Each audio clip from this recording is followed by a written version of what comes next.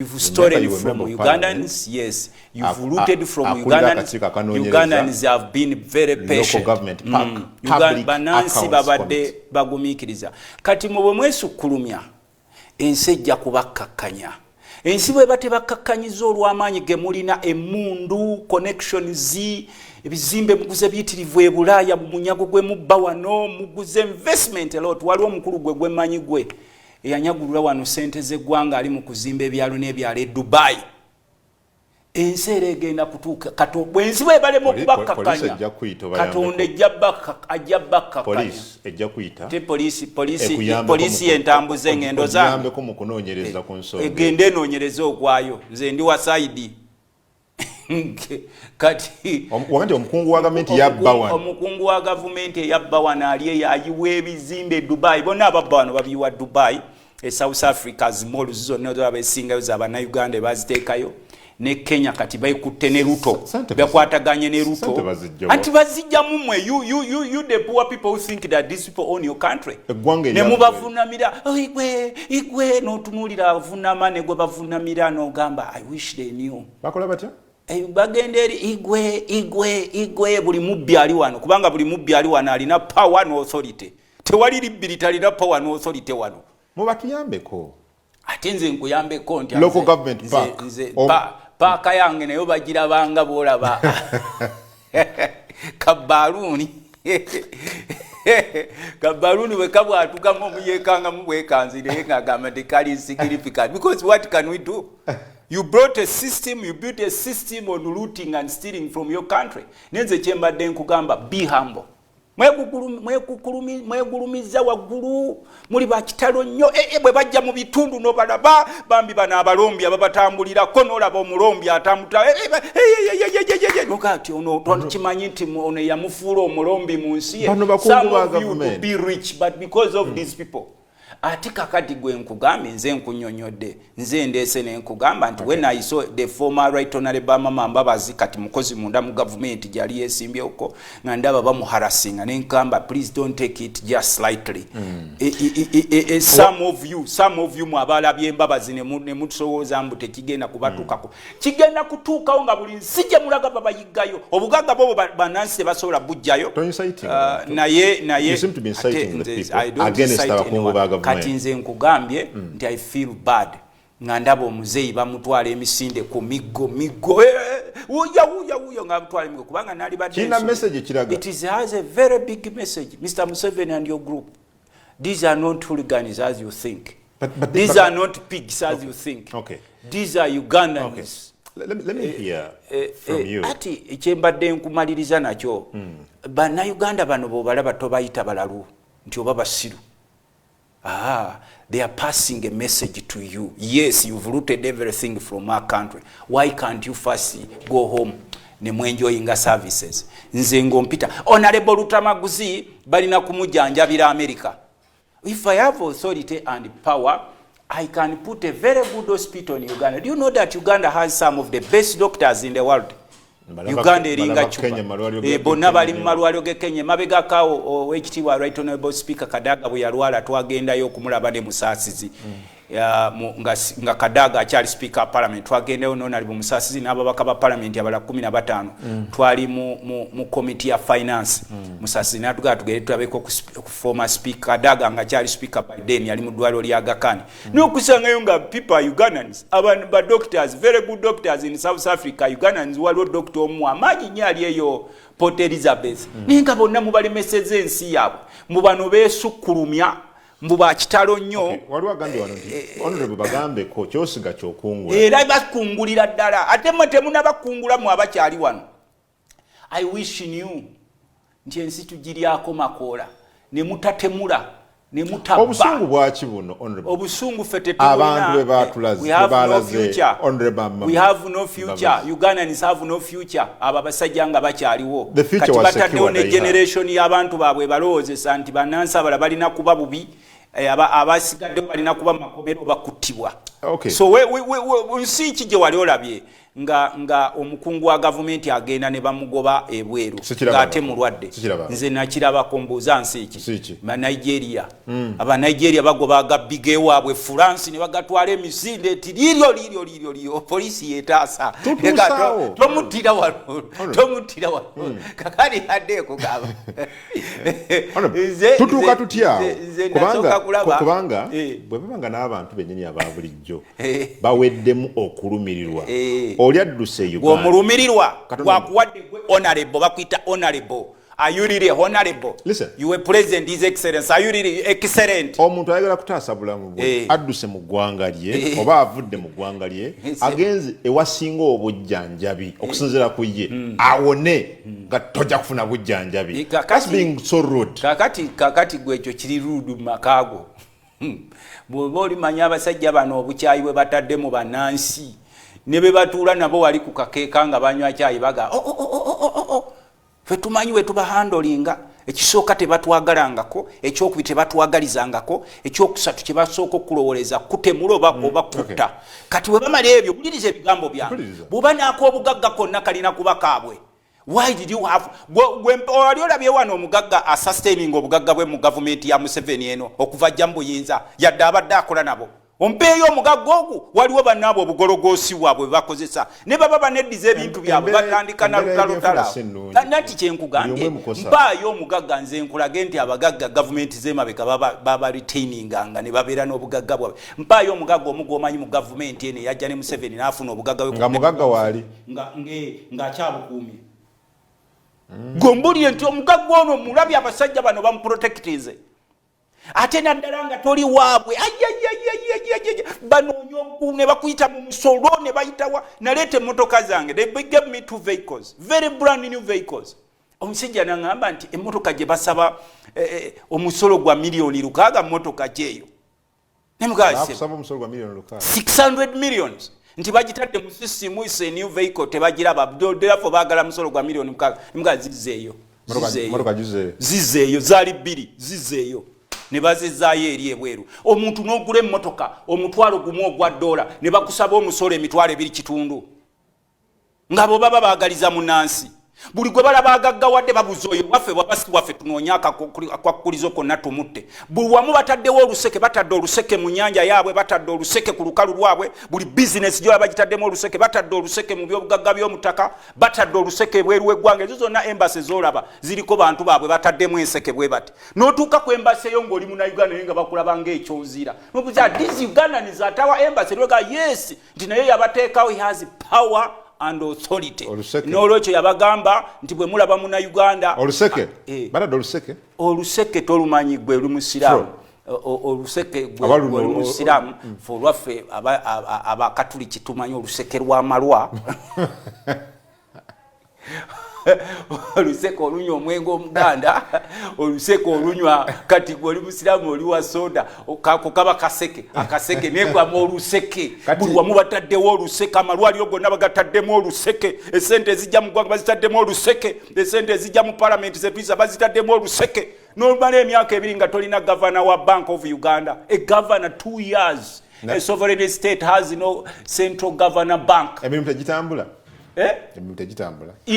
we have no governor of the central bank. Yes, but Jitambula jitogomanyiwe jitambula. I wish you knew. Tell the people. I wish you knew what is happening. What is happening? Buli institution eri wait. What happens? God knows what will happen. Erieta institution. Gwe wali osuubira tusobola buli institution eri wait. Etya? Bweti kati gwe bawo omuntu bosanganga ekitoke ekyo kyekizebwa ekitikangenze ndi musajja mulimi oba ente eyo ngeri bweti ngompuluse simanyi oboli hape waga nze nenga bwendi mulimi wa bitoke wezanga ekitoke kyange kiri bweti kimanya nti anytime yonna butaba na governor bibirese these people they are everything. These people are everything. Okay, governor wabadde wembere badde no. Anti-governor, why don't we have a governor for the last 2 years? No, I'm just asking you as a citizen of Uganda, because this country is not a property of these individuals. Because eggwanga litambula. As litambula litya. Nenkubuuza nti governor wabadde. Byenfuna tuli bubi nnyo. Okay, bibadde birungi nga governor. We are at our worst mu byenfuna. Kati kanjagala n'okubuulyako inflation rate omanyi gye tuliko? Eri etya? Muganda wange walifulumyeko have a double digit inflation. Walifulumyeko wabweru buli munansa ali ku mabanja looni kati ne bateekawo bubinja bw'abantu baabwe abagaba looni. Mwali mwebuuziza nti abantu abo bonna the same people abajja okubawa bulooni abajjudde mu bitundu byammwe eyo bonna bamanerenda abawola na bano bemuwa national nanga muntu abawulira ku 20%. No abamu ku 30%, because you are desperate on the wall. You have your children, you want your children to go to school, you surrender your chiapa, you surrender everything, and you hear this kakuno bafulume bweru weggwanga mbubeita babedde mbo mubedda aze kulya marawundi mu ddwaliro ly'Ebungereza. Please, you Ugandans who are abroad, we don't take you to be fools. We know the message you are communicating. Era nze ne bwemba ngenze bweru nensanga abantu abo gwali owuliddeko Luttamaguzi bamugobye e Bulaaya. Ago oyagala bweyagaza. Seeyagala gwoba okuyita kweyagala. Tewali muntu afuluma nsi ye ey'abamaama be bajjajja be bakitaawe n'abeera eyo mu musenyu omusanya ne gumwocha nga talina na muntu gwasanga gwayogera naye lulimi lwe n'agenda mu nsi z'abazungu n'abeera eyo akikola ku lw'obwagazi. Naye mwe basajja mmwe who have made our people to suffer the way they suffer, kubanga mwesukkulumya mu nsi yaffe. Buli institution eri bweti. Nze sijja kuwulira bigambo byo naye nze nkuwadde akagundi kange akagundi. Buli institution eri bweti. Sikulaba bulungi eri eti amagwo w'oku TV andaba buli institution eri bweti. wabatandaba ye is upon him kubanga sikitegeeza nti buli alina amaaso aba alina okukula buli institution y'eggwanga. Kakati why do you think nti buli mukungu wa gavumenti alwala abantu baserebulatinga oba gwe babika abantu baserebulate? When did it start? Mpisa embi zaatandika abantu bongedde because honorable the other day it's not just mukungu wa government. Tulabyeko abantu especially ku social media nga babika abantu nga Kabaka olyabika mere nkugambye kufa babika biveeko. Yes, babika now celebrating and they were celebrating on social media. Why do you think people celebrate the death of you the so-called big people? Abesukkulumya it is bad no manners. Simple sambi. They are communicating to you. They are tired of you.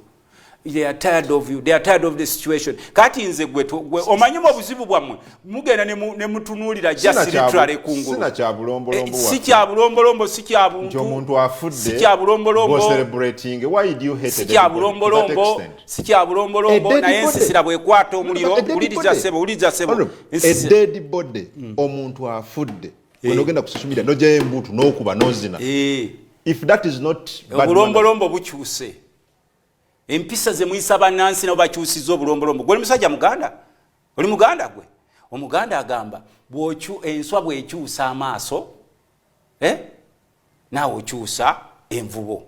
Kati enswa yakyusizza amaaso okunyigiriza buli munnansi especially the indigenous people wali ku mulimu mubagobye ku nnyanja mubagobye ettaka lyabwe mulitwala sente zonna muzikuŋŋaanyiza mu mabanka mugajuza mwesukkulumiza ne bwezibabawo okuteekawo services. Luttamaguzi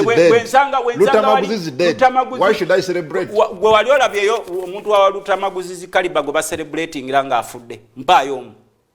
Because they know we on the same side. Nzokubero mpayo omugola bulira ngambe nto yali wa kusaidia Luttamaguzi nafa abana batalina mpisa nga ba celebrating nga jeno tumina afudde. Oyo si wa side ya fenawe oyo yali side ya Bakaludaya gwe mpulira nti omuyudaya wa Luttamaguzi abayudaya bwe yafa oba nafuna obuzi people celebrated because they know these Kaludians don't wish us anything good. Era nze ffe twavayo ne tugamba nti no omuntu ne bwaba afudde mu culture yaffe ffe abamu ku ffe tetwasanyukira kufa kwa Jeno Tumwine kubanga si ffe twamutta ate tetumanyi na nsonga lwaki yafa naye twagamba abasigaddewo mu abalamu musoma ki muni beeyongera okwesukkulumya mu bakitalo nnyo baba ne bumundu ne ababakubira sauti olina alabira ddala ng'afuuse malayika ayagala nakubuukabuuka mu bwati okufuna kibbaaluuni abuuke akubuukabuuka mu bwati mbw afuuse kimalayika ekyokunsi no omukungu wa gavumenti ki don't call me honorable when you are not honored kati abafa babaziika n'emmundu zaabwe ne zikabangalisizibakuuma zikajegere batambula ne zikajegere ku makubo evayo omukulu ayitawo n'oseka n'ogamba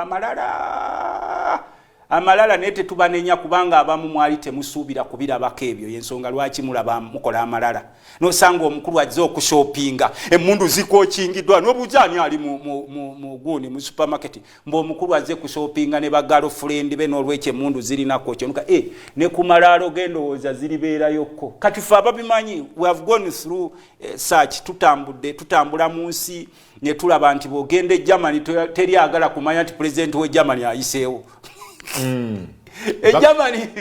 Germany twali tugenda osinkana pulezidenti waayo waliwo omukulu prime minister ow'eggwanga lya Netherlands ng'atambula ku street n'akagaali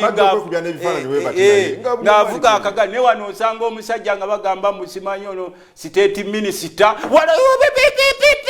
emmotoka ne zidde ebbali obugaali mbu bayisa omukulu n'obuuza mbu oyo state minister oga muteesa singa bano batambulako ebweru abawano bamaanyi maanyi ge galiwa negendanga e Rome ne bakugamba president ayitawo ba prime minister e Rome ne ayitawo ngaga nobody cares, this is our country, so what, you are president, so what, you are minister, so what. Naye wano mu maalo ne MP ow'amaalo ayagala kajegerezi mugendereko wali eri odalebo n'oluggi bamugulira akoze bw'ati emikono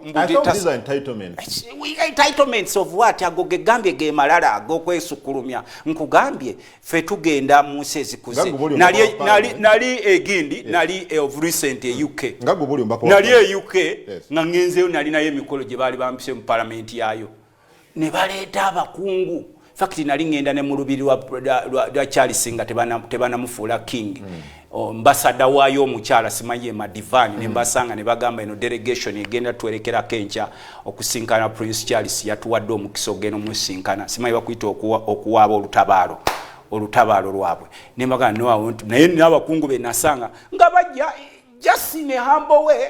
You don't need okwepanka embwa ziyitewo simanyi ziwunyiriza omukulu wanaalaga simanyi bano baki obakuba abantu bannansi emigo naye ng'olaba akasajja akakuba munnansi emigo n'okabuuza osobola okundaga wano jjajjaawo wano nga kakuba munnansi emigo mbu waliwo omukulu gwe baleeta naye twakimanya nti amalala gano wuliriza sebo amalala gano these are entitlements. Yes, entitlement nga bw'oli omubaka wa parliament n'ofuna omusaala omusava n'ofuna allowance ez'ensava ogwanga ogulabako oti omusava ogulabako amasavu oguteekako ku muliro n'olaba nti guvaamu samuli okuteeka omusava ofuna sente ng'omubaka wa parliament ofuna sente mpitirivu. Everyone is entitled to musava musaala accordingly. So is it okay again gw'okufuna omusava as an entitlement but it's not okay for a minister okumuwa zikajegere as an entitlement okumuwa emmotoka ezimuwerekera as an entitlement. Be humble.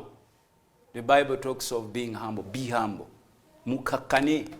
Abamu bakuba engalabi eyo mbu bamuwadde obwa minisita n'obuuza nti bamuwadde ekyekubisa ekyala engalabi mbu waffe ne bamuleesa alyeko kati golooza bw'obeera minisita ne weggulira oluggi lw'emmotoka kiki ekyenjawulo ddala kubanga mwina baminisita abawererako ddala ate balina kye batuyamba nze ffe tuba tunuulira wano n'omulaba oli omukulu ajja baleesa embwa abantu babakuba emiggo babakola n'obuuza n'olwo ng'otunuulira n'akasijja akakuba n'okabuuza gw'olina jjajjawo wano mu Uganda nga kakuba munnansi emiggo n'obutunuulira bw'oti n'oseka noga no, our country should be back. Obuuza ki?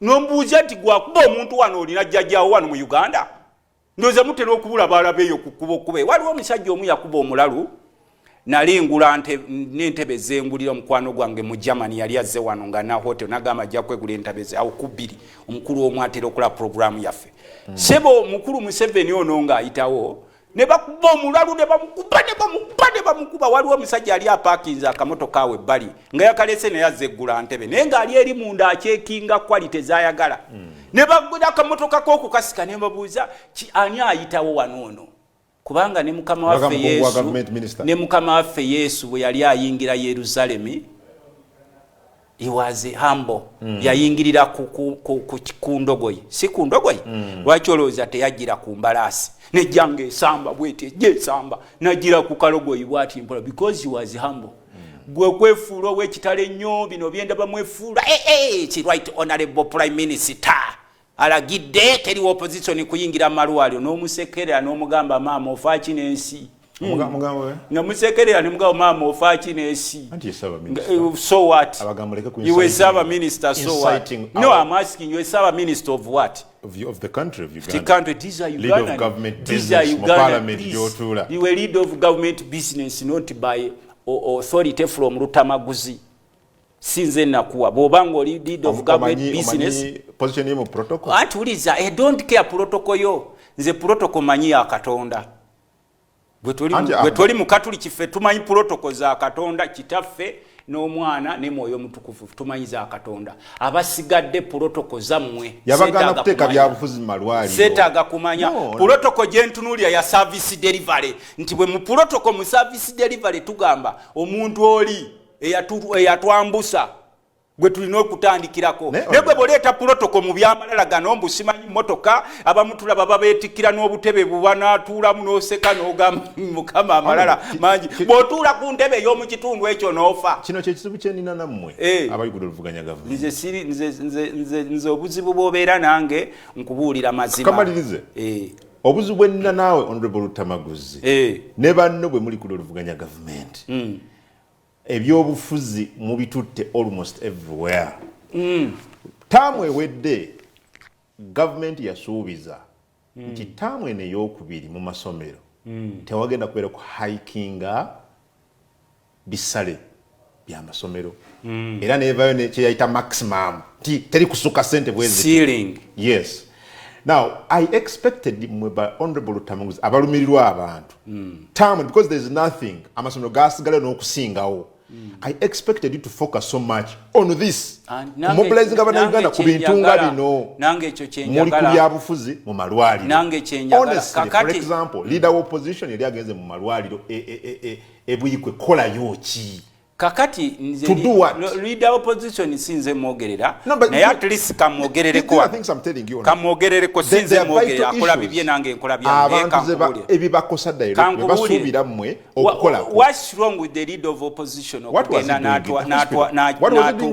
n'atuuka mu ddwaliro okulaba embeera is a leader of opposition a foreigner is a Ugandan. Mr. Kungu abantu balonda abantu mu biti byabwe byenjawulo.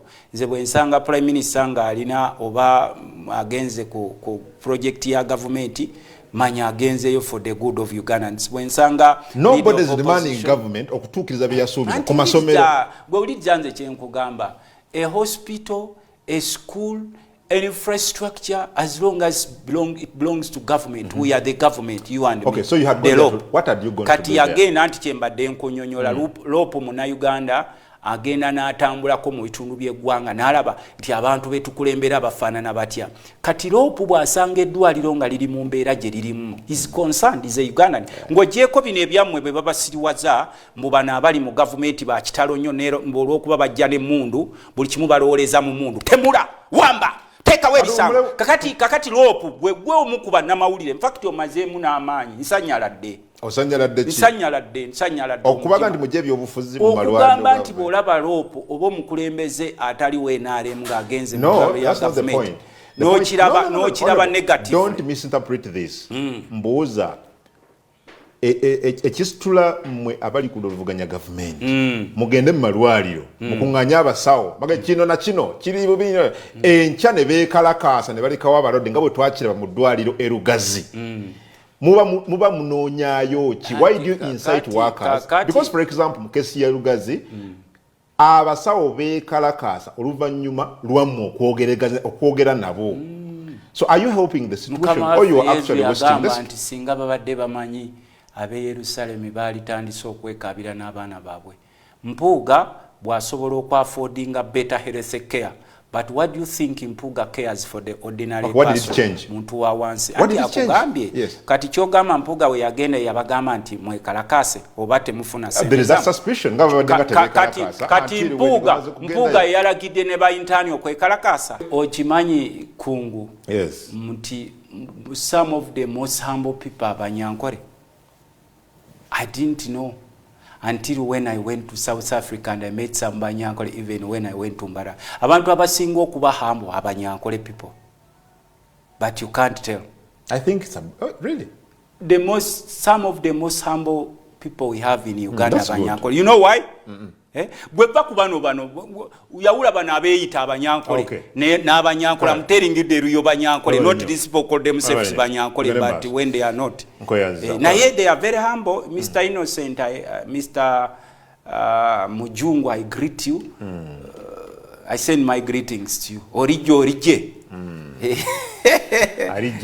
Okay, honorable. Wagumire ng'ibare lya Kyagulanyi. Agumire kibare. Wagumire ng'ibare lya Kyagulanyi. Sentamu. Kyagulanyi sijenja. Ati gwe sebo buza bibyo. Gwe toli wa NUP, toli wa people power. Kuli wa mawulire. Era siri wa NRM. Ati ze nkugambye bino byentegeera. Toli wa NUP, toli wa people power. Na mugambire nti Kyagulanyi agumire ng'ibare wamugira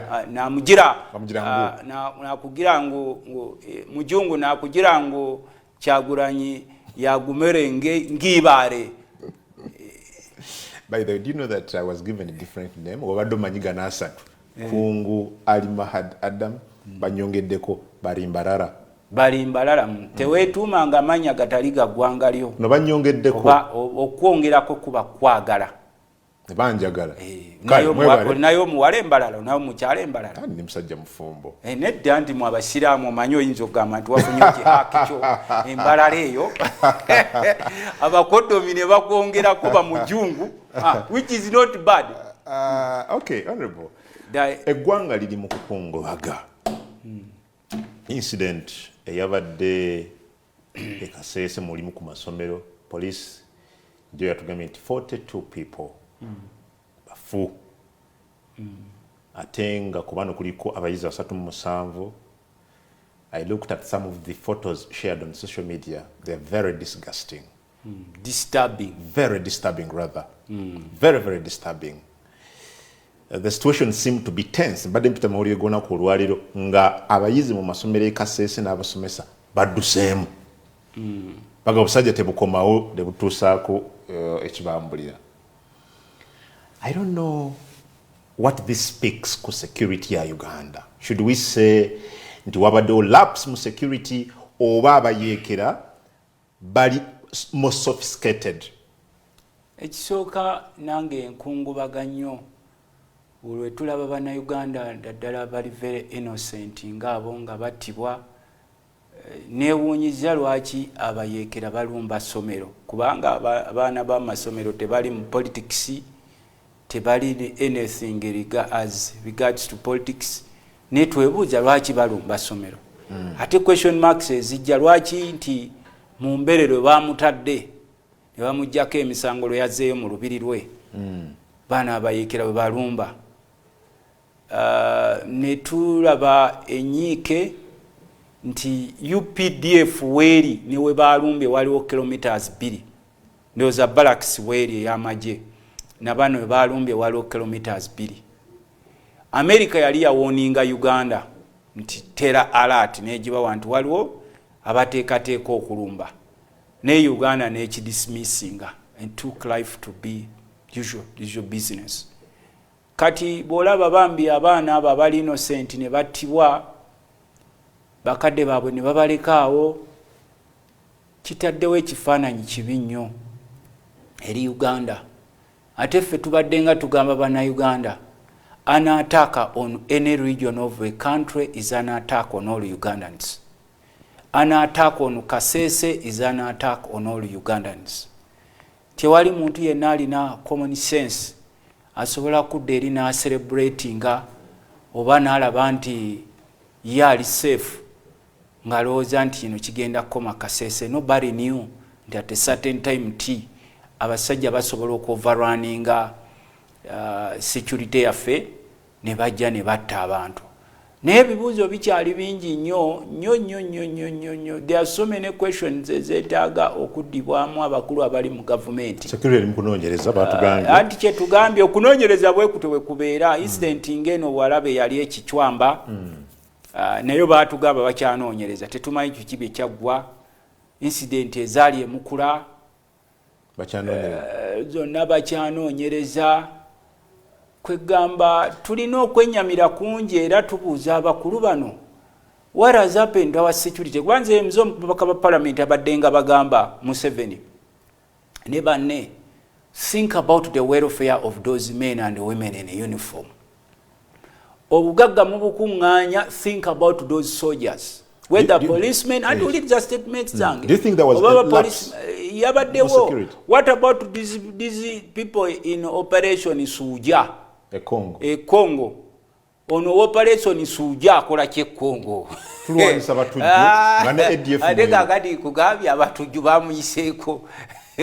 Oyo Operation Suja singa yazedda ne yeetonda n'alekulira kubanga kyewuunyisa kati gwe bogamba tulina abasirikale aba UPDF baatwalibwa Congo nga basinze no ku boda yaffe gye basinzira nga beeyongerayo eri okulwanyisa abatujju omuli n'aba ADF.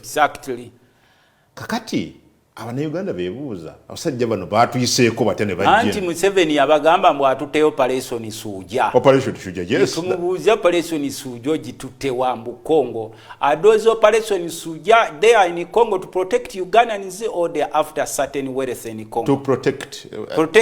Alleged. The region. You say alleged. The region. It is alleged. Because a peaceful, this is the point. A peaceful DR Congo will ensure a peaceful neighborhood, which is Uganda.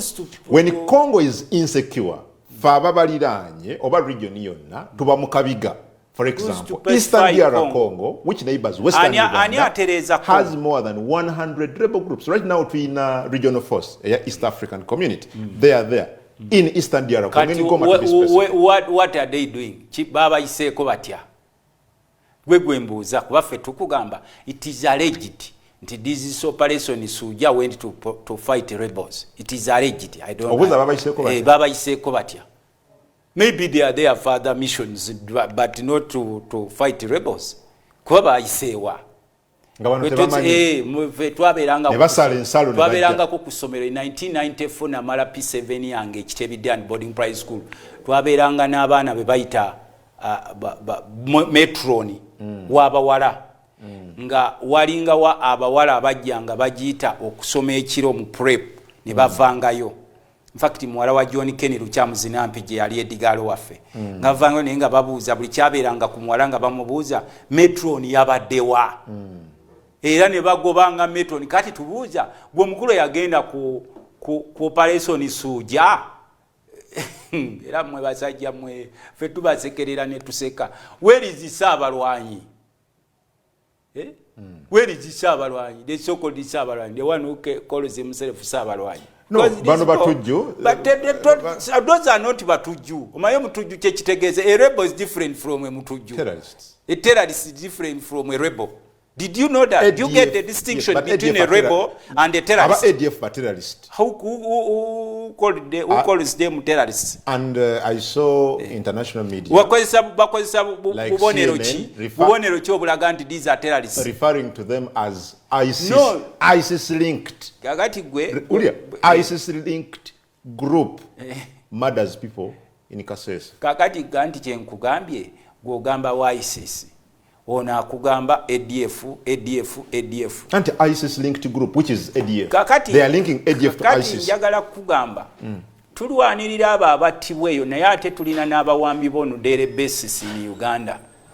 Obutemu buno bulagaki. Obutemu buli continuous. Olwanirira bwabali naye tulina abaana bannupu abawambibwa n'abala ne batemula on daily basis. Look at this. One by one makes a bundle. The other day we don't know Aniyat Isma Olak says. Police kyanoonyereza n'abantu abalala bazze battibwa around katulaba ebikola eby'obutujju killing more than 40 people. Those who are in charge of Operation Suja should come and apologize to Ugandans now. If not, don't tell us your stories in Kasese. Because we are asking them, gye walaga okukuuma ate lwaki gye bayise olinayo omuyekera omugwala begwe bakutte nalabe batandise okukwata mu these collaborators 20 arrested collaborators about 20 jo batugambye about 20 about anti bakugamba ne bakusanga ng'olinanyo balumbye naye bakutwala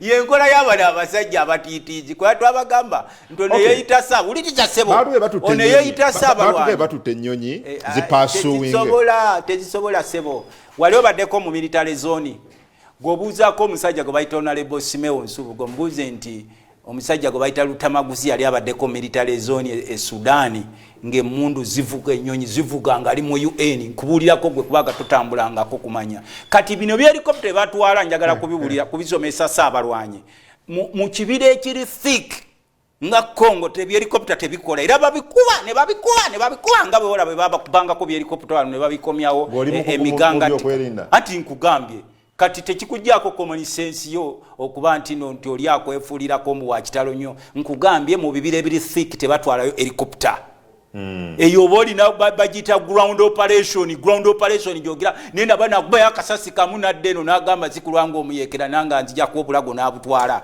naye kwe kyenkugamba nga temunagira welfare y'abasirikale bo mugifuddeko ekwatagana etya na bino anti bali they are not motivated those soldiers are not motivated abalala mubawumuza maje muba package zaabwe kale abalala basavinga anti mbadde maliriza na kano abalala basavinga naye sente tezigira mu budde kakati omusajja empewo emfuwa he has sacrificed himself we call them patriots those gallant soldiers are patriots n'agamba let me go and defend my country from rebels naye ng'olaba obusente bujja butono ate obumu bujja nga tebukola ki kale producer Teresa apologize but njagala okuwebaza mama Stella Nyanzi ali wana akulaba mama Kampala Dr. Stella Nyanzi mama Kampala Dr. Stella Nyanzi akutumida ali bweru onali in Nairobi ali German professor doctor yes professor yes yasomesangako ne anti wange senga wange bamuyitanga Dr. Nakanyike yalinga akulira Maiza ya Makerere University professor Nakache Mario senga oyamumanyi kundi wange akutumidde gambye kwa ali alava tumiddeko nnyo atava ku program mwagala nnyo omukyalo oyo gwachi mwagala manyo omusubwa mu parliament speaks ekimuli kubo you miss high parliament I wish you were together in parliament if we had such kind of people sanga yalivuddemu olumu n'asamba ku bantu abamu mwatu alaba nakatemba mu parliament atiba nakatemba I wish you had taken such an no omanyi gwe toddangawo n'ozannya gwe kuba nakatemba bannakatemba bategeera sebo omuntu okucreatinga okubaako creator w'oluyimba oba omuzanyo toba butaba na bwongo bwa bulijjo mwe mugenda nezine group zine ezava mu biralo by'ente zibagamba bu bannakatemba basiru please bulabanga mu nakatemba nze anti gogamba baleeta bannakatemba gomanyi bannakatemba betulina mu parliament tuzanyiranga ku bannakatemba badde nkugamba nze ngenda mu Badland e New York Dr. Nyanzi agambe jambo Dr. Nyanzi she's a professor nze ngenda mu Badland don't you miss her in parliament we miss I wish you had such a brain anti singa honorable Luttamaguzi look at elections are not stopping today they didn't stop yesterday olwana we come parliament singa Nyanzi ali mabegawo agamba sebo oba singa kukulembedde oba singa buli bwenna ne platform zako soyo omukyala y'omu kuba singa obwongo obuwandiika some people dismiss that but she's very intelligent mu kuwandiika ayinza okuteekawo poem netagaza abasajja abalina emmundu ng'olaba alina akamundu atagala olwa poem ebigambo byawandiise kakati saaki owagira nze tupagira nnyo sokolabe Kampala wano bwajjawo Nabiira mwina omukisa ogufuna a perfect or even a better replacement uliriza sebo fete tusobola kuddawo ne tugamba nti this was the most perfect this is less perfect abalonzi basalawo fetuwa respect buli mulonzi aleeta nze omulonzi kati njagala kuwa ekyokulabirako ogenze noyogera ku bya Katemba gomba ntegeeza yona sijerega by the way si samaso anti ngamba ogamba Katemba yono kola drama there are people look at this I know a member of parliament honorable nawe gomanyo bulungi eyayimiranga nti nze gwolaba mbuka mu bbanga bwe nti ne maleda kikanga 5 nenzijja bwe nkoma wansi owa police ne bundaba Katemba oli nagamba nina manifesto nze mbaka wa parliament asogena mu bitabo ebyensi yonna Guinness World Book of Records nti nze yasoko kugenda mu kitabo ekyo ky'ebyafaayo second this is Katemba the comedy I'm talking about nasuubiza abantu manifesto nga ngera implementinga mu myaka 5 ne implementinga mu myezi 2 that is Katemba njogera ku comedy nange uliriza statement ya can you work for the ebyo bwaba tabyogerera ku floor of parliament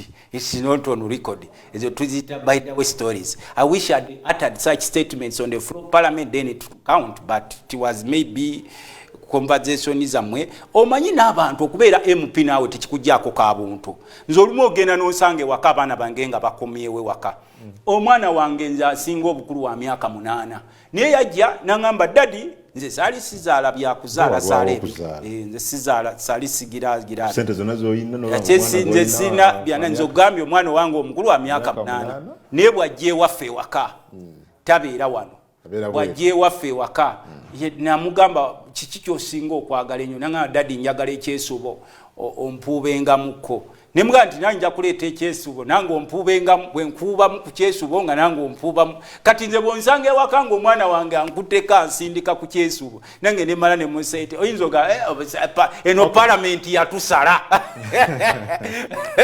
omusajja omukulu omulamba Luttamaguzi musanze bamusindika ku kyesuubo I am a human being era nze nange olumu kankweko n'ekirala nze olumu ewaka nkwata essowaani n'enzooza olaba nkuwa ekyokulabirako nkwata essowaani n'enzooza nina abakozi ewaka abasuka ne 20 toto naye nkwata essowaani n'enzooza nenkwata obutunda bwange nenkuba juice ne muteeka wali olumu bwe ndaba ng'eddiro liddugala nenkwata kino ekyeyo nempisaayisamuko bwenti bonsanga mu nnimiro zange nga tuli mu faamu tutema emiti abakozi bali eno bakola nange kwata enanka neetemera ema tekitegeeza Dr. Nyanza akubuuza oga nti yali sambye ku bantu mu parliament yali jidde kuba mwagala nnyo nga naye abuuza nga naye muyambako muyambako kuba ojjukira obusajja bwalumba parliament nze ko mubaka parliament yakuba akasajja KSF ngumi singa obadde ne footage yakayuze suit yange singa obadde ojjukira obusajja bwalumba parliament nga Kadaga kyali speaker nze ko mubaka wa parliament bulijja sebo kino kiri ku record nze ko mubaka wa parliament yakuba akasajja KSF ngumi era ne kande kate kantwala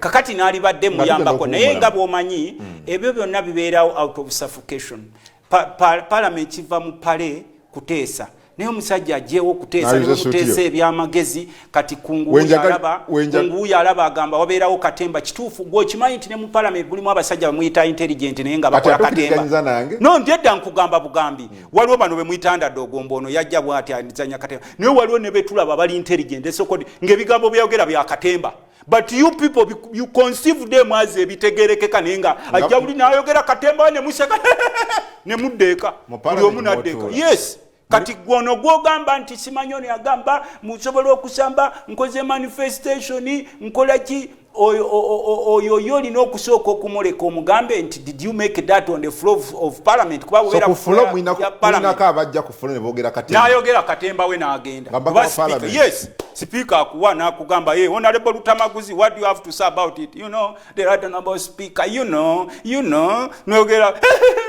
nebugenda even the following the other day so kati nze sobola kuddaawo parliament yes buli wamu wabeerawo Katemba gwe mpaaya awatali Katemba nkulage mpaaya awatali Katemba so mubeera mu Katemba anti nkugambye Katemba is part of us nze bwonsanga ewaffe nga nsuuba omwana wange ku kyesuubo tosobola kuŋŋa omubaka wa parliament I don't condemn them they are human beings they are not angels ne bwojja wali eri kati nze ne bwendaba omuntu ayagala okubba omuggo gwa sipiika Messi that is Katemba naye kisobolaga waki oyagala okubba omuggo gwa sipiika nkugamba is a human being osanga twalabangawo mukwecyanga nga bakuuma omuggo gwa sipiika mukwecyanga kwa parliament but why would a member of parliament still a mess for what leero mutandika omwaka ogwokusatu parliament ye 11 tubeeko n'ekyenjawulo kye tusubira mu parliament yammwe tewali nnyo kyanjawulo we are not angels nti expect angel Luttamaguzi agenda kukyusa olaba ensi ejjudde amabanja amayitirivu ebigambo bya Luttamaguzi ebikyusa nebigoba amabanja enyo Luttamaguzi ateesezza obubbi bukome eggwanga libasuubiremu no obukulembeze falukulamu watugamba muli castrated nga parliament anti wulirija so what should we expect from a castrated parliament the castrated people vote castrated people. So you're a castrated parliament. A castrated you population. Again. A castrated population voted a castrated parliament. So you can't do anything. No, if we are all castrated. Even you are castrated. No, I don't sit in parliament. No, you elected a castrated man. The castrated vote castrated. They vote people of their caliber. Abalonzi balondera ddala abantu ababafaanana. The parliament you see is a mirror of Uganda and it's a reflection of what Uganda is. Nalonda Dr. Nyanzi there Kotombala. Anti nkugambye Dr. Nyanzi gwe sindika mu parliament. Muri yo sense bagamba gwe walonda n'atayitamu ono ayisemu yabakukiikirira. Irete lekasebo kwegana. Era ensonga ffe lwaki tugamba ffe nze saalonda mwami Museveni. Naye bw'afuluma ebweru w'eggwanga nga ndi mu lukiiko lw'eggwanga ne bagamba ladies and gentlemen, we have the honor to present you the president of the Republic of Uganda.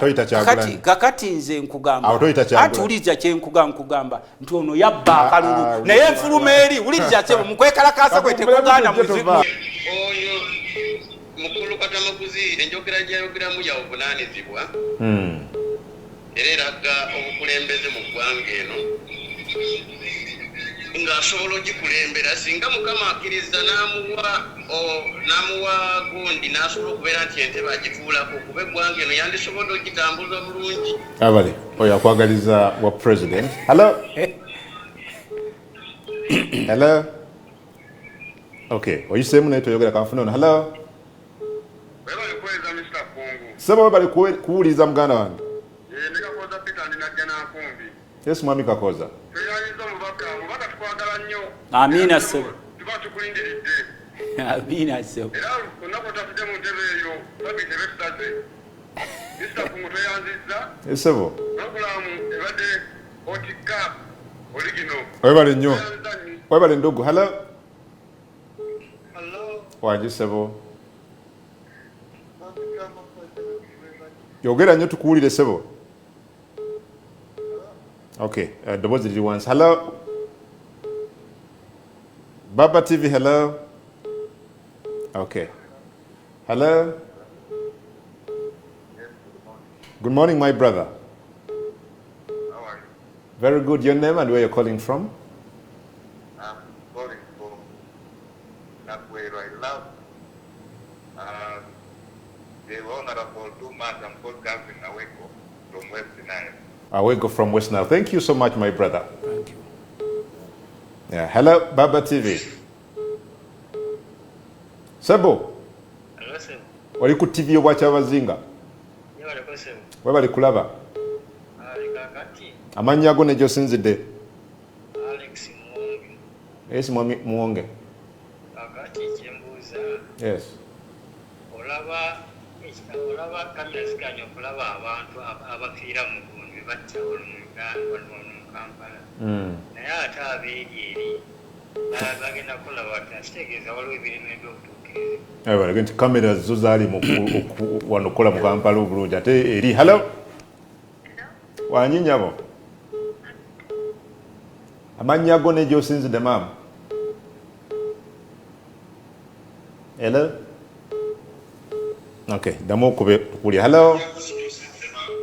No. Seba amannya go? Amanya gange mpitibwa Ronnie nsinzidde wano mu Kikoni mu saloon. Mu Kikoni mu saloon muli bulungi? Tuli bulungi tukuwuliriza. Ensonga oziwulidde? Ensonga nziwulidde ssebo. Sebo. Twebazizza Luttamaguzi. Amina sebo. Ensonga z'ayogedde ezo ntuufu nnyo era ayongere nnyo ku maaso kugenda nazo mu maaso kuba. Okay, wabale ndugu oli mu Kikoni. Hello. Sebo. Hello. Amannya go ne gyosinzidde mzee? Ani ono? Stanley Jinja. Yes. Yes. Hey, kanfuna omulala agenti abadde amanya kuyo ku Baba TV. Hello. Hello, yebaleko sebo. Sebo amannya go ne gyosinzidde? Ono kwate entebe. Mwami Pato Entebe. Luttamaguzi mulamusiza nnyira mwagala nnyo. nange bwentu sebo esebo oteesa otya muze omubaka alina kyaleese olwekyokulabira ku byobulamu onaleba omwe yagwa wansi minisita kutwale ku byobulamu ebyo era ekyavaako kati dwelo bali mu bikola so tuyanziza nnyo bwe bali kubalabisa sebo agenti mwoli ala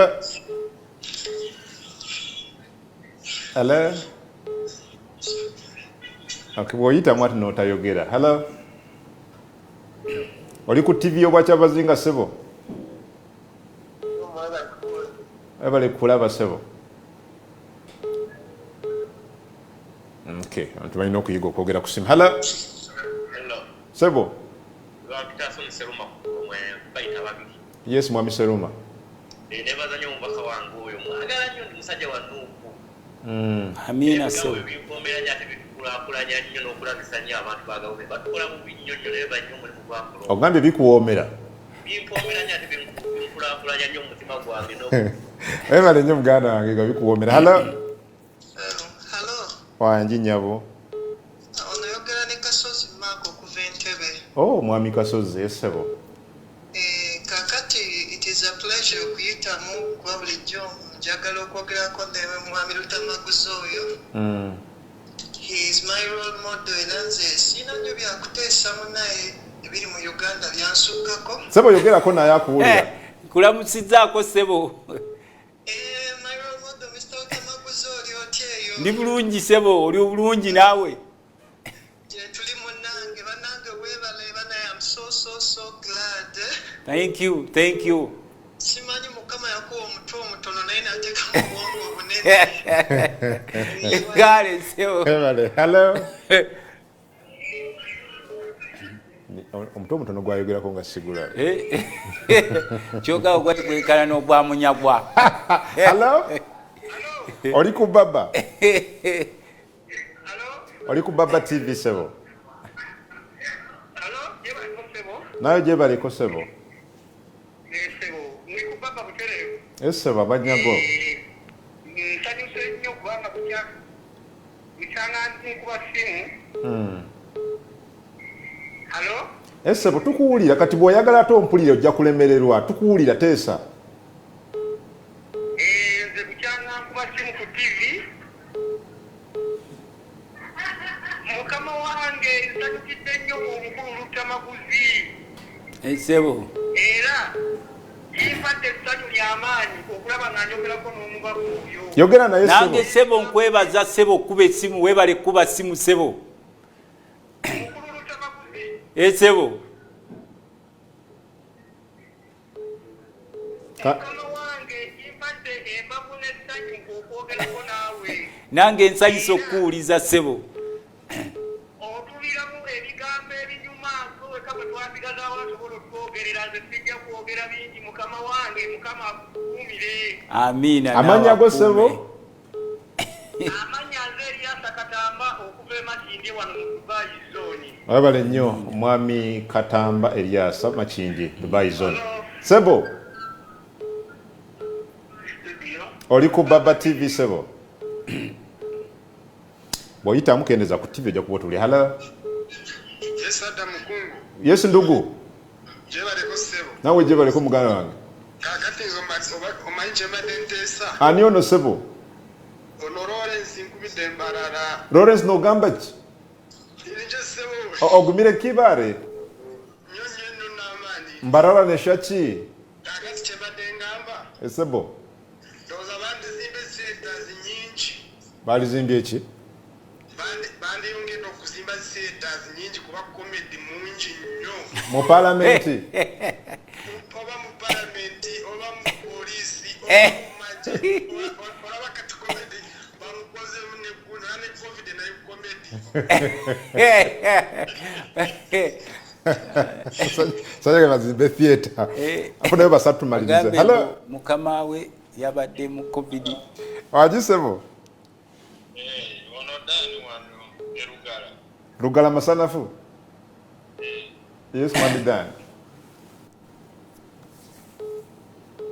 okay Dan we bali kutubuuzaako kanfune omulala hello Sebo. Sebo. Amanya go ne gyosinzide. Nsinzirano lubuka. Muna tusangaire bakwetani? Babyalaga. Sebo. Ayi bana ifema Luttamaguzi samwekano kumuwuliriza n'atwogerera. N'aboogerera. Zena nsangaire okulizaako. Abaali employees ba East African community yafaago.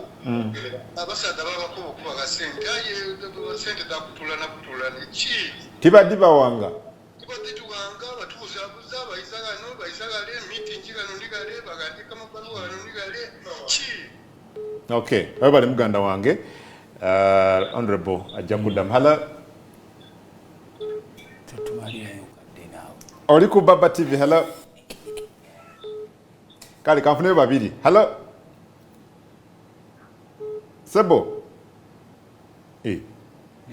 Gwadida semba. Hello. Hello. Okay. Hello. Amukusanya gadde ngubawe n'ekireka mulemedde gukozesa. Hello. Wanji nyabo. Hello nyabo. Hello Adam. Wanji. Wanji sebo banyabo. The mama should have phone in message. Oh Mama Ashraf. Assalamu alaikum. Aliwa no. Nange mulamusiza salamu aleikum. Salamu aleikum ajati. Aliwa ne ekiwala takinyirira bunyirize. Amina ajati. Amina.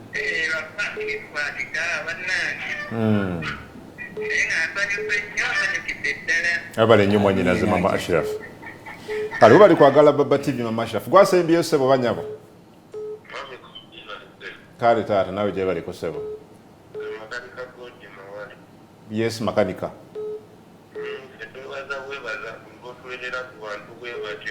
Yes sebo.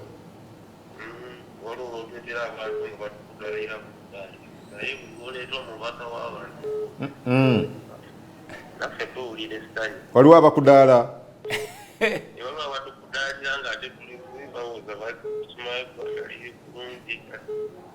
Kale webale nnyo ndugu katumalirize n'omubaka asimu ngenda gakomyawo nja basaba mukkirize tukome awo ku masimu olwakadde. Honorable abantu bawulidde dakiika olina 10. Abantu mbebazizza mwenna abakubya amasimu. Tubaagala yino abasoga.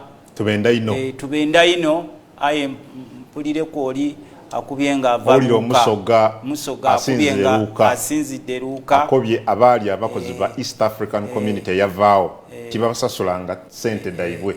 N'abalala twabakunda munonga. Banyambalala. Twabakunda munonga abo nabo bawulidde. Ne mukwano gwa Folio West Nile. Aliwa. Mingoni mamuke n'abalala mwenna mwebali nnyo banantebe mwenna ababadde bagira just time yetugala kati konsaani yaffe yakulaba tuterezezza tutya maama waffe Uganda irrespective of where we come from. We are all Ugandans who want unity in diversity. We come from different regions, different political, socio-economic backgrounds. Neffe nakye tulwanira kwe kulaba nti Uganda eri bulungi. Nekye tusaba mukulu Museveni insecurity ekyeyongera kati nkwe ekyokulabirako obupikipiki bw'abaana ba boda boda bonna ndaba mu bukute bujjudde ku police station. Ng'ogyeko abo ba crime suspects ne bano be mukwata simanyi bakwatira permit simanyi license abaana mubaleke bagende bakole. Mubaddiza opiki bwa mubagyeko just small figure ya gundi ya fine mubagaye baddeyo bakole ne taxis zonna bye mukute amamotoka agali awo ng'ogyeko ag'ababbi mwali badde nsuubiranga omukulembeze nga mwekuba mu mutima. Nkimanyi nti buli muntu kati ali mu kusoomozebwa kw'amaanyi nnyo ebyobulamu byafa. Nagamba Mwami Museveni ne gurupu ye kubanga mwaganye formal way of doing things. Mwagijjawo oddira otya eddwaliro lya gavumenti n'oteekamu private wing. It's a government hospital, but every government hospital has a private wing. Eddagala tulitwala yemisana. Yes, every government hospital has a private wing. Private wings? They are in every, including the National Referral Mulago. Private wings? Yes, there are private wings in government hospitals. What they do, Mr. Museveni knows that. Eddagala tulitwala yemisana echone balijo ne bateka mu private wing ne balitunda. Kati nza kugamba wanyajudde wano. Ndi vice chairperson wa Parker local government public accounts committee abantu ne muyisanga sente zigule eddagala naye nga tebalirabayo mu malwaliro. It's no hospital where you can go and find medicines. Ne mukola sente zikole enguudo nezo nanga muzeegabanya obukampuni bwe mutaddewo kukabe omuntu agenda neyebuuza ntuva n'abasajja balimatira. You came from bushes of Luwero when you are paupers, when you are poor, but how comes 40 years looting the country have failed to get satisfied? Looting or leading? 40 years leading. No, because yes, leading chiri kubeero si abamu abataba, but I'm talking about looting. I am not saying yes, kakati anti kugamba this is the second parliament. Eno e parliament eyokubiri obo badde tukimanyi. Because oli mbako tula ku park. Tolina totula kuna butuzi oli omiuka sentebe wa committee. Expose the rooters. Expose the thing. Nkulaze omusajja gwe basanze ne nkulaze njagala oyogere ku TV nkulaze omusajja gwe basanze mu makage omu ku bo solitemu bamusanze ne 1.8 million dollars mu cash mu nyumba yiwane Kampala. Ondaze. Mukulaze bamukutte wesolitemu bamukutte ne 1.8 million dollars cash nenga kye babadde bazokukobera babadde banoonyereza bita kakati Museveni yaddira eggwanga n'alifuula lyakakundi k'abantu batono. They are stealing as they want. Mwe bannansi mulowooza nti these people have the power since they have guns balina buli kimu therefore balina okubba balina otemula kuwamba. This is our country. This is where I've disagreed with you on principle. Yeah. You can't send your obubbi buli systematic. Bano babba bateekawo obubbi obuteeketeeke. IGG eyateekawo government eno ya exposing ababbi. Nga auditor general kankubuzeeko buli muntu gw'olaba ayingidde muzikiti olowooza aba musiraamu. Taba musiraamu. Gwe buli muntu gw'olaba ayingira muzikiti olowooza aba musiraamu. Abaanoonyayo. Nze ŋŋendayo muzikiti. Oba onoonyayo ki muzikiti? Anti gwe na assumption ndi buli ayingira mu muzikiti aba musira. Bikwatagana bicha. Waliwo agenda. Nalabi be batadde anti corruption court. Anti buliriza bano tebasobola kwekwata. Walabe kunguba OPM be batutemu. Kati nkugambye tebasobola kwekwata. Nze wabalabi yo batewabali. De balota abantu baabwe ba friends baabwe ne bateeka mu bifo ne bagamba beerawo. Kati gwe solo kwata mukamaawo. Mwe people are not serious. Mwatandise na kubuuza mwe Museveni sente z'eddwaliro 1.5 billion y'eddwaliro ly'eruwa. Kakati mbadde nkugamba. Nze Adam Kungu. Ngo sibula misinde. Mbadde nkugamba. Tulina okukolerera ennyo eggwanga lyaffe lino. You should respect all Ugandans irrespective of their ranks. Nekino nkibagamba ekya insecurity kuba mpuliddeko Wemakide Simaino waawa agamba nti beggalio wejjinja agamba nti ab'obutayimba bafuusa ab'obutayimba kye tugamba gavumenti muteekewo emirimu egikolebwa abantu mbagobye ku nnyanja. Omwami oli wa East African Community sente zaabwe zaafuluma ziringa zino sente queen zafuluma lwaki abantu mubasasula sente zaabwe. Kati omwami ng'oyo si muvubuka muto nnyo nti wa myaka 2 ayagala data. He's an old man. He wants his money. Works for East African Community. Why don't you pay them? I'm Charles in Paida. Everything has an end. Kungu, thanks for the show. I am Frank from Obende District, Chise Kenda. But from Kamuli District, Busoga region, is listening and watching Baba TV. Onagambie, it's true all hospitals have private wing. Zake from Arua City. Onagamba, oyo musajja mekete mafabi Benard Webajja. Onagamba Kungu Adam, assalamu alaikum, wa alaikum salam. Honorable Luttamaguzi kutumidde ne President Museveni. Okay, webale nnyo ebyayogedde wano muwonge enassa ew'obulenzi bunnaluweero. Onagambye during the opposition of Besigye we were not poor as we are today in the regime of Kyagulanyi. Nope, you need to change the system of stressing people. Robert Kampala. Onagamba, hello, this is Fred from Bali. I thank Honorable Luttamaguzi. Onagamba, thanks Honorable, we are proud of you. Mwesigwa Swami Jinja.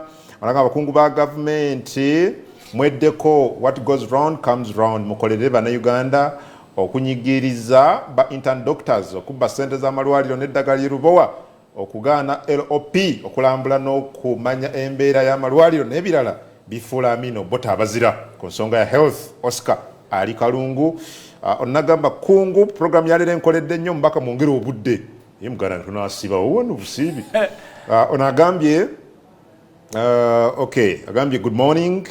This is the show. Luanga agambye oyo kungwe buzabuza n'ekitufu okimanyi. Greetings Mingoni. Okay. Mugerwa Yusuf agambye greetings from Buwama. Mamuke Honorable Awadi 4 Charles wa Bobby wakugambye. Roni Kavuma agambye Luttamaguzi bakubuziza kiki bannayuganda kye babasuubira mu parliament. The answer was nothing. Naye unawuliranga naye n'owuliranga mukyawaana bannabyabufuzi bannayuganda olemwa. Kawesi James omubaka wange omubwat nkulamusiza nnyo ne mwami Museveni sebo Uganda. Anagambye I really like Honorable Luttamaguzi. I have been following him so much. I'm Josephine Tororo. Onagamba Mr. Kungu ndowooza ngeri nti kizibu nnyo okay webale ye Mabirizi Hussein. Mr. Luttamaguzi Marvin Mutyaba I like the ways of Lutta. Thanks for the program. Oyo ayagaliza Luttamaguzi oba president alimba President Bobby yaddako. Onagamba kitufu ekyo nakyo Honorable yakyogera wano nti kino kisanja kya Honorable Bobby Wine ekiddako yajje after him. Owomu mange neyanziza nnyo omukisa guno gumpadde amakya leero enzikiriza nsooka okubuuza abansindika mu parliament abantu b'Nakaseke mbalamusizaako nnyo Kasangombe Kapeeka Semuto mwebala okukola ne bannayuganda mwe n'abalaba Baba TV. Nina mikwano gyange egiri mu Western Uganda. Thank you so much for watching Baba TV. Western Uganda wa Bunyoro Kabale eyo Mbalala Ibanda babuze ko mulimi lwa. Thank you so agandi murijje barijje Ruhanga yabalinda Ruhanga barinzire aba Western Ruhanga yabalinda nga wakubye prep Chasi prep sebo kakati niyagala kubuzaako ne mikwano gyange abali e Bunyoro region eyo namwe mutulaba nnyo naddala abantu beekakumira eyo ne mumpereza nnyo n'abagonza muno mbagonza n'okubuuzaako ku mikwano gyaffe abali mu Busoga region bakobetyo embenda ino bakagwa mbenda ino nga wava erino erino lide nga wava erino njagala kubuuzaako mikwano gyaffe abali mu Northern Uganda n'abaana abali wano mu Buganda region twagala kubakulisa byonna bemuyiseemu wiiki eri ewedde tebadde nyangu naye twongera okubakubira omulango okwongera okukola. Nsaasirako mwena abafiiriddwa nange nafiiriddwa jjajja wange lwakuba nsanze nagendaga ku jjajja wange omu yafudde mukyala Namwandu Sebijogo wali ezirambo ekapeeka naye ne bwe naabasiriwo famire yange ejja kubeetuka so njagala kusaasira famire ya jjajja wange Sebijogo Namwandu eyafudde. Njagala kubeebaza amakubo tubadde tulwanako gakolebwa mu bitundu byaffe okulimibwa abantu wadde 1 billion per district okuba nti amakubo ago gakolebwa. Nikyenjagala okusaba ya accountability nkyali n'olutalo mukulu Katumba General Katumba Amara Minister wa Works ekkubo lyaffe lino ery'amatuga Semuto Kapeeka terisobola kuddaabirizibwa ku 217 billions 217 lirina kuddamu kukolebwa reconstruction not rehabilitation. Ate era lituuke neye nakatandagireyo yonna ne wali ekijaguzo nga pulaani bwe yaliko ku nanka eyo. So njagala kubasaba ekkubo eryo likolebwe ku standard ero ngenda dibeerako ne lino eryaffe tukyalisaba tuli bubi nnyo nazze ekiro kazite emmotoka yange ekutuke soka buzooba eryewaffe lino eryew'obulenzi Kasangombe Nakaseke Kapeeka binnyo nsaba b'ekitongole ekyayinona wakiri mutuyigira mutuyisizaamuko n'emmotoka zaffe zifa nnyo n'amakubo amalala gonna. Njagala kusebo mukama wange okugamba abantu baffe ab'Nakaseke ku ddwaliro ku lw'omukaaga luno nabawaddeyo ebitanda n'emifaliso ne sijja kugireeta ku ddwaliro eyo kwezooba ne tiya gaasi nawulidde nabbanja yewe era opposition tujja bakubira mu malwaliro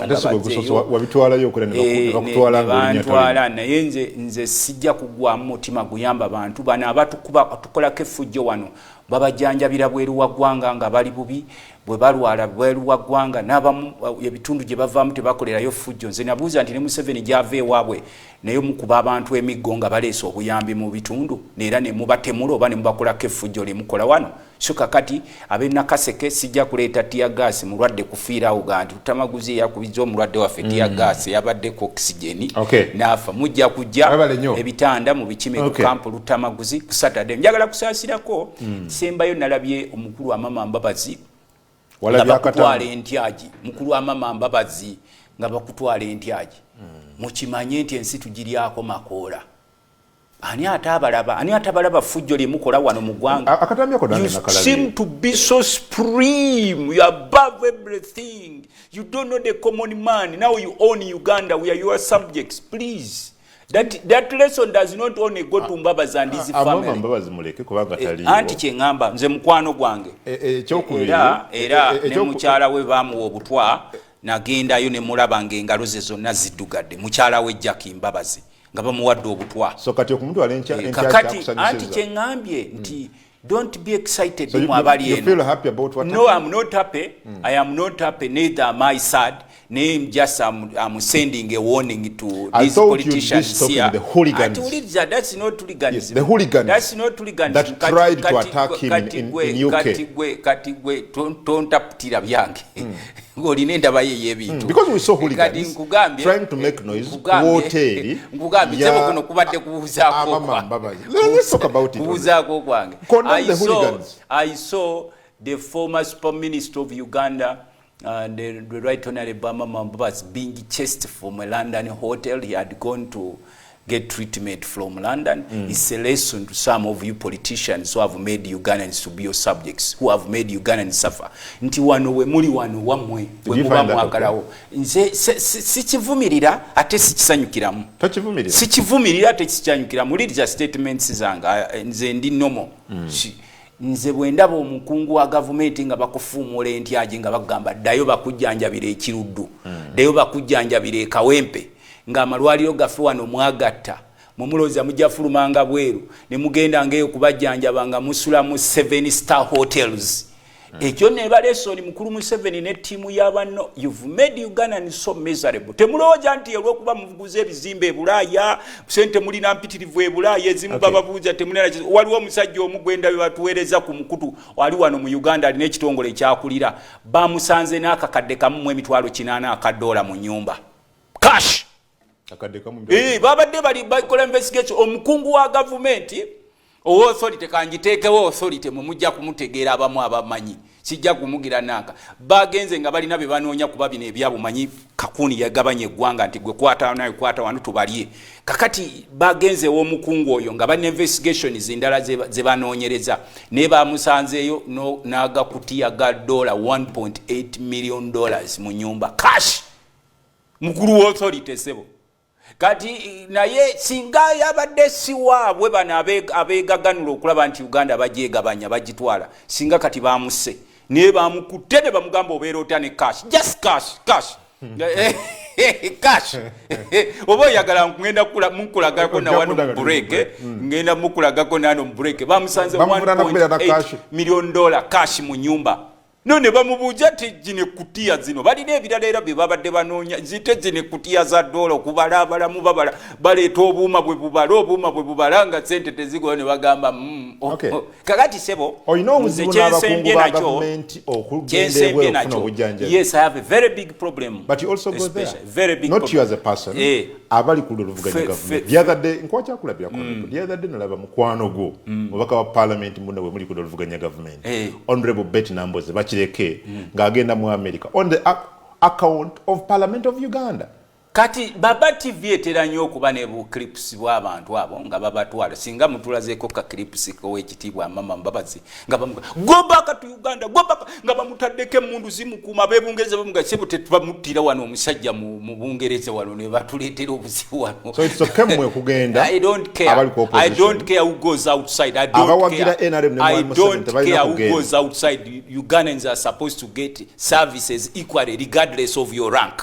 Nze n'omuntu oli abeera eri wansi ebiduku era yokuwa kitundu kyewabako ebiduku omuntu eri wa wansi ebiduku omuntu owezirambwa omuntu owekoko gwange eri ewakaliso omuntu owekasiribiiti eri wansi naye wakinoni alina okufuna the same services ngono Luttamaguzi gwe muyita honorable fa abantu agana temutuyita honorable when you are not honored in service delivery kakati nze bwe ndaba omukungu wa government oba MP oba minister ne baba ku opposition nze kyoko oliko mbeeredde ki gwe opposition manyi kigambo opposition kyekitegeeza ekigambo opposition manyi kyekitegeeza we are opposing the bad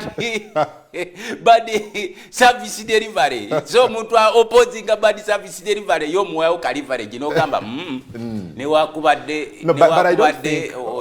I don't think abantu bonna abagenda ebweru okufuna obujjanjabi bagenda kubanga wano tewali malwaliro gasobola wegali lwaki tebabajjanjabira wano abamu ndooza bagenda for some other reason alina sente ze yesobola okugenda ebweru olenza okubeerawo nga dokita olenza okubeerawo nga dokita we wanamugambye no maybe bw'ogenda e Bungereza kino kisobola okubeera nga kikolebwa maybe as you said maybe but it is not maybe most times so bagundi munetegereze mwe mutulabe mulekere ngaawo okwesukulumya mulekere ngaawo okwegulumiza mu nsi yaffe tumanyi mukuŋŋaanyiza obugagga era abamusuubira mugenda nabo mu ntaana munetegereze watch me please mustopinge okwegulumiza mustopinge okwefuula ab'ekitalo mu nsi yaffe kakati ndowooza mulaba batandise okubagobayo mu Amerika babagoba ebungereza babagoba noba ng'oli mulwadde bakugoba otambulira ku migo bakugoba why can't you put those medical services here in Uganda because tulina capacity esobola oziteekawo amalwaliro nze nkugambye nze musaasiddeko nga mukwano gwange he was a former super minister he was one of them these people and still one of them kubanga balina omulimu gwe bamwa gumayo omulimu gwe bamwa Museveni yamuwa omulimu of recent gwakola kakati twagala kumugamba mukulu abaana abo baba kutwala entyaje ebungereza obaani gwe batwala entyaje kyakujidde mbongolaba abaana batwalaganye yali saba minister wa Uganda it made me sad okulaba nti these senior citizens they would be called senior citizens I quote it they would be are being harassed wherever they go nga bababuuza mu kimye kyeno acts of hooliganism have been exported acts of national uliriza sebo those are acts of international patriotism please don't take your rugezigezi across the borders you are humbled please be humble Mr. Museveni and your group who think you own our country Uganda be humble. There is a time of accountability. Imagine. Condemn this. No, I don't condemn anyone. I don't condemn anyone. Nange bwe mundaba nga nzeeyo nze rabwe ngende bweru wegwanga temumpita honorable nze ngenda bagampite Luttamaguzi. Yes. God forbid.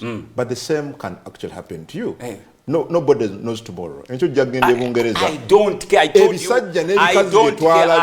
Bigamba go back to Uganda. Bakwate emizindaalo. Weroza lwaki namboze tebamugoba nti go back to Uganda nga agenza omujjanjaba. Why Namboze tebamugoba? Tukugambe, why didn't those people chase Namboze and stop nupiizing those people? Stop nupiizing them, because I already see some fools writing nupu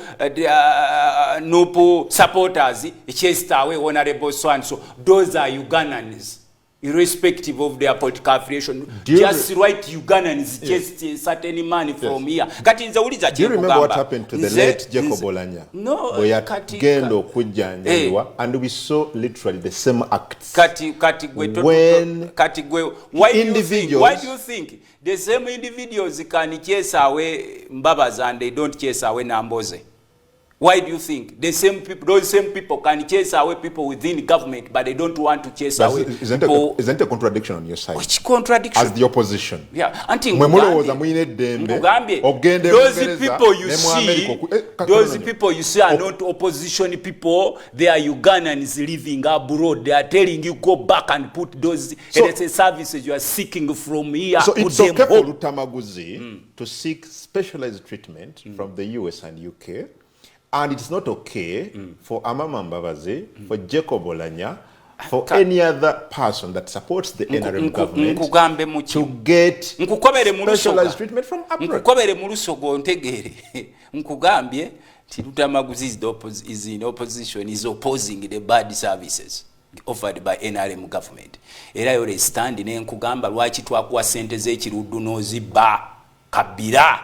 Lwaki eddwaliro ly'Emulago bwetutwe abaana bonna abadduka wano waki muba suffocating abasawo bonna kati mubayisanga ekyonzira kyammwe omusawo, you don't care about the musawo n'aba intern mubagamba mugende kyokka yo wasting money ngo investinga mu woze zitatugasa. Kati nkugambye nze ndeese mama Mbabasi ne nkugamba Mbabasi mukwano gwange enjawulo yo nange nze nali ntuuseeko makagamba baze kololo anti kye nkugambye nti nze natuukawoko nambise tosobola kuwagira bye anti wuliriza nze gw'olina omutwe gwo gwanjawulo n'ogwange gwanjawulo. Nkugambye I have not seen any hooligan. Whom you call a hooligan, I don't think he's a hooligan. These are patriots. Passing a statement. You said these are patriots. Passing a statement, please. Muleke okwesukulumianga kuba Nancy. Muleke ensinga mumaze okwegulumiza.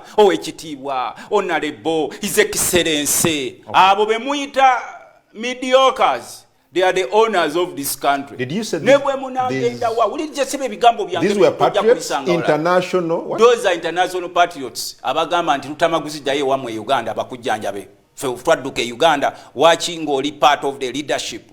Kati omanyi Mbabazi abadde prime minister, the right honorable Eranze Mwebi. Super minister eranga yasalawo okubonaabona kuno kwonna kwe tulimu extendinga. He was ulirije ebigambo byange gundi kyagala obena bibyo. Ye yali chief architect kya wa Museveni okumubeezaawo obudde buno. Believe it, don't believe it. Parliament no biva ku ebyo ebyokujja n'akuutiza naye Mbabazi bamuyitanga super minister kuba bwe yayogeranga nti gwakenga gwaka era yabeezaawo Museveni okumutuusa obudde muli ali badde yagenda dda n'amugamba tukole kino nga ye mubazi wo w'empiki era n'olwaleero bw'omugamba nti owe musajja agende akuba musajja yampadde loole endala tukimanyi nti bamukomyayo munda mu gavumenti yabwe kati goba wamukomyawo munda mu gavumenti. I don't think nti kiba kirungi okukuba omusajja omukulu ng'oyo n'omukuba ne oba n'omugoba nalabye mukutte emiggo go back to Uganda. Excuse me nga sinaba kubakondeemi nga nsooka kubuuza why among all the people who go abroad to seek for medical attentions on a specific groups ziri targeted? Because you let down Ugandans.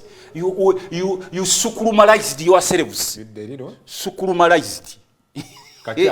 Okwesukulumya neolowooza nti bakitalo nnyo you sukulumalize yourself. Please, these are my words. Be humble. They are batandika butandisi kubanga nange bwe bansanga ebulaayi eyo bambuuza okimya eki konze banange nange nonya kamuogwa akali outside ndigwegenda kali batsanga Museveni ne group ye walo Museveni yali afulumye bweru ngalina hoteli jagendo ne bagiteega uliriza byenkugamba sebo si bya bulima ne bagiteega leka katulinde omukulu ono ajje wano tumulabeko ne bamuganira go back to Uganda but he himself knew he was humble. He humbled himself n'amanya nti why nga tannakola fujjo lino lye bakola mu Uganda ery'okwesukkulumya sukulumyalizing themselves above. Basooka ne babuuza balisoose ne bebuuza lwaki abantu bano batukyaye lwaki omuntu agenda ebweru nga mulwadde bamulaba ali ku miggo akikiitana luntwala and people make it emboozi ey'okuseka babalinako basajjamu obukyayi nasanyuse President Museveni yakirabye ngulize ekigambo President Museveni yakirabye n'agamba nti waliwo gurupu eyazze okunsabira mbadde manyi nti si yonna yankyawa. He himself was very surprised.